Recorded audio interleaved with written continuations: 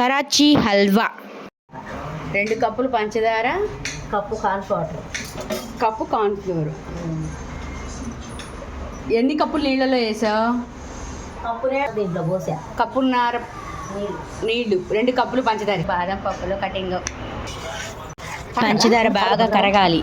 పంచదార బాగా కరిగిన తర్వాత కార్న్ఫ్లోర్లు కూడా ఫస్ట్ కలిపి పెట్టించుతాం కదా, అది లోపలికి వెళ్ళిపోతుంది. అలా వెళ్ళకుండా మళ్ళీ ఒకసారి స్పూన్తో గెంటుతో బాగా కలుపుకొని దాంట్లో పోసి తిప్పుతూ ఉండాలి.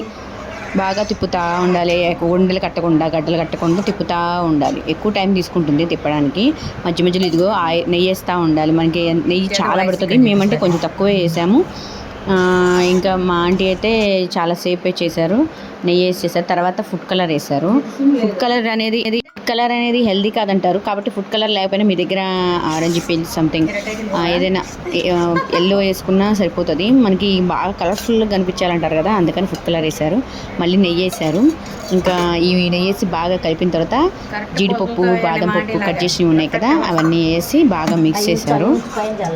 మిక్స్ చేసి బాగా దగ్గరికి రావాలి. మనకి బాండికి అతుక్కోకూడదు అనమాట. బాండికి అతుక్కోకుండా బాగా మంచిగా వస్తే అది చూడు గంటికి అతుక్కుంది.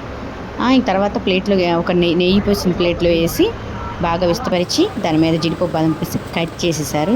మనకి కరాచీ హల్వా అనేది రెడీ అయిపోయింది. చాలా స్వీట్గా ఉంది, బాగుంది. Please subscribe.